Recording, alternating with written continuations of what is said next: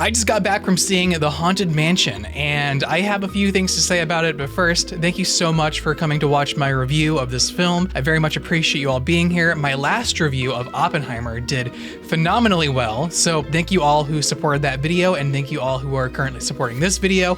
As a struggling YouTuber, I find it just very fascinating and also encouraging just to see all the support that I see as of late. So again, thank you so much. Let's go ahead and continue on with our review of The Haunted Mansion. Now, this movie, I was not really looking forward to it whatsoever. I did grow up watching the original movie with Eddie Murphy, and I adored that movie. I can't explain why. I really can't. I was just a silly, dumb kid, and I thought it was really cool. I watched it super late at night alone. Don't know why, because I know it frightened me, but I still wanted to watch it like all the time. I had such a just weird fascination with ghosts and paranormal things. I think I was watching like Chris Angel and other paranormal TV shows late at night when probably wasn't supposed to at that age, but I decided to anyways. And so Haunted Mansion was just a Disney movie that honestly fascinated me more than the likes of Pirates of the Caribbean. And since we're comparing the two, yes, those are both a Disney attraction, a Disney ride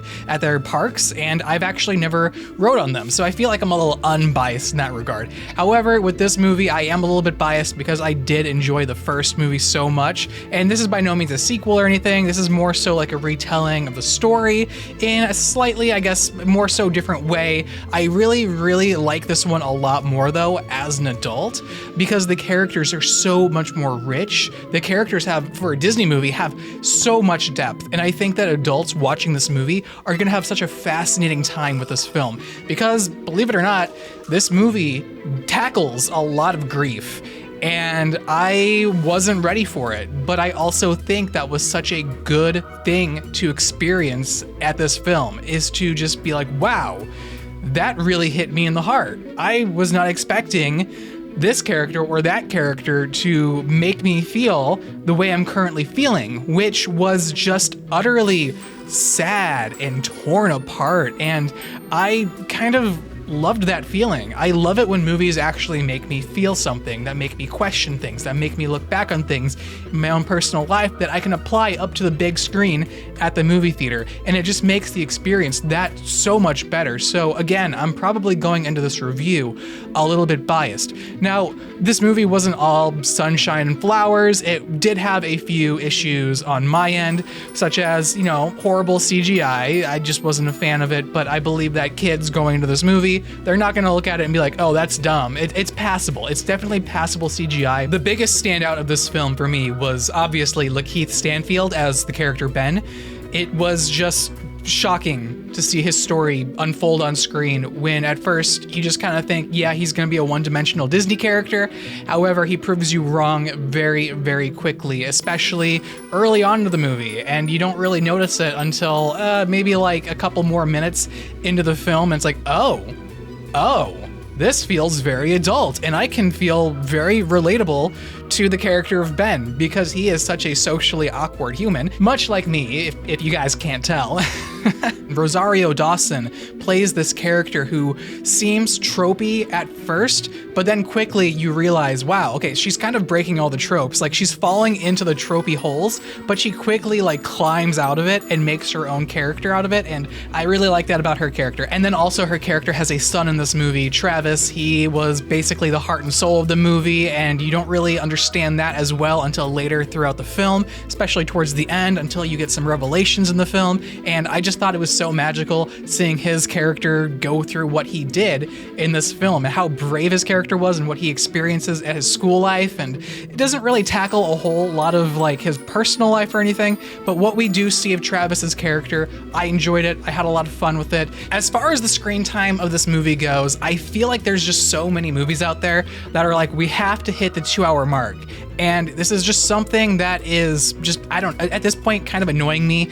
I feel like there was so much in this movie that could have been cut that didn't really add to the story, such as cutaways to some of the weird CGI shots that didn't really even need to be there. I feel like they did kind of linger on a lot of those shots, whereas maybe you should leave it up to the viewer's imagination to kind of put in place what should be there, and it's a lot more scary, it's a lot more effective, but they like to just hold on those shots and show show you those mushy CGI, gross looking faces. And that's really all it is. It's not too much scary, these CGI ghosts, where as much as they just kind of look nasty and like I just don't want to touch that, but like if I have to, I guess that's fine. As for the plot, it's as simple as can be. It's a haunted mansion and this family is being haunted and they recruit a few people to come and help out, and that's technically the whole story, and it needs to be no more advanced than that. At its core, this movie is a story about grief.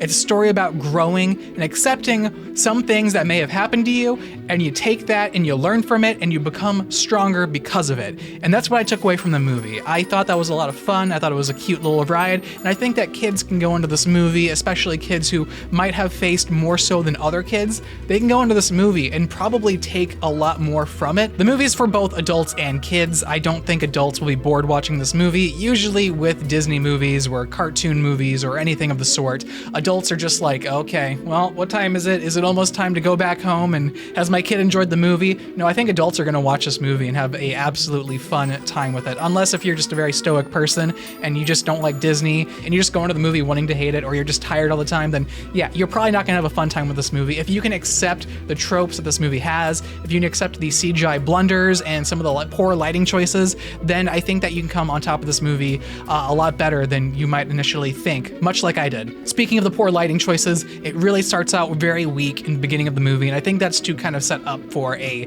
scary point later throughout the movie.